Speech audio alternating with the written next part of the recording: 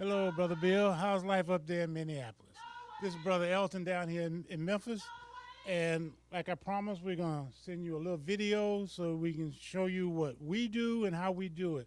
Hopefully, it'll be of some benefit to you. And you can get with Brother Hoover and Brother Bowie as to what they want to get for you. Now, first things first, when you look at our setup here, what we have basically is a computer, a, a small video mixer, and all these screens in the middle are monitors. You got to be able to see what each one of your devices is doing.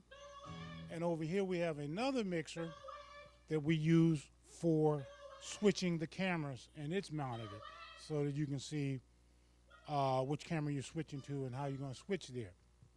Now, you say you already have a video mixer for switching your cameras. I don't know if it's like the one we have. What we have is a Videonics MX1. These days, they're still selling them quite well on eBay and whatnot, but that depends on what you want to get. You want to get something a lot newer. A lot of our stuff we've been using for 5 years now, so it's getting a little dated. Now, back to what we really want to talk about. What we really want to talk about over here is the small mixer that we use to mix the scriptures onto, excuse me while I was jumping front, put the scriptures onto the live feed. Okay, now I understand that Atlanta and Chicago and them use TriCasters and stuff like that. We ain't got that kind of money, and we use what we could get our hands on to make that work. Now, this small mixer that we use here is a Panasonic digital audio video mixer, WJ-MX30. Excuse the choir, but they doing their rehearsal thing right now. The what we use is PowerPoint. Brother Daniel, if you want to show him real quick how to do the PowerPoint setup. So we go to the computer, and we use the same computer for the video, for the streaming on the first Sabbath. But right now, this is PowerPoint, and in the beginning of the PowerPoint, we go through and we select which a particular theme or for our banner, and then we load the banners into the PowerPoint. Scroll down through the banners for a lesson. Let's keep going, keep going, keep going. Yeah.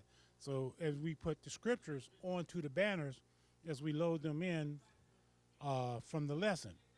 Now we can do this on the fly. It's a lot easier to do it beforehand, and let the teacher give you a copy of his lesson. But like I say, before the lesson starts, we put on a banner with the address and the you got one with the address on it? There we go. Like with our address and local information. Then we'll do one with the title of the lesson. And then and from that point, once the lesson starts, we'll take that to full screen. What's that, F5? Okay. And then from here, we then use a thing that's called chroma key. Chroma key is kind of like green screen on for the movies and everything. You have to have a mixer that has, where is it? Chroma key. Oh yeah, for setting the levels and everything for the banner to show up. Right now, the banner is on a black screen, and it'll stay that way, okay? But when he hits the take button over here, now it will show over here on this screen with the lesson, which is a little hard to see, I expect, with that camera using the same screen. Now, he can, just by hitting the down arrow key, go to the next banner in the slideshow. And he can just keeps going as down and down and down as the lesson goes on. Like I say, he can hit the take button again and take that off the screen. Say he had to go back and edit something. Say he changed up the scriptures in his lesson or something. You can go do that on the fly easy enough. It's just editing, and then once you've changed it, then you can go back and put it back on the screen and go on from there. Like I say, now the monitors in the middle, this monitor is what's coming out of that mixer. This monitor is what's recorded to the recorder. You want to know exactly what it is you're recording to the recorder. And this monitor shows you what goes to that recorder.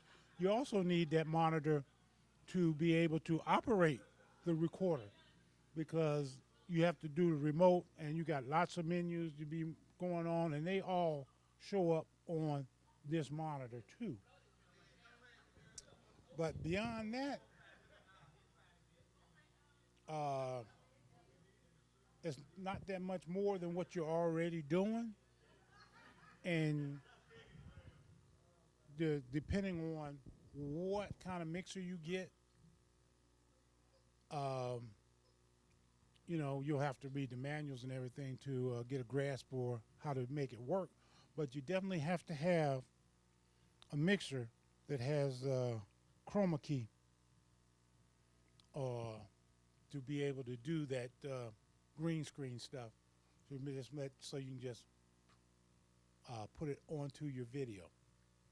Hope that helps you a lot.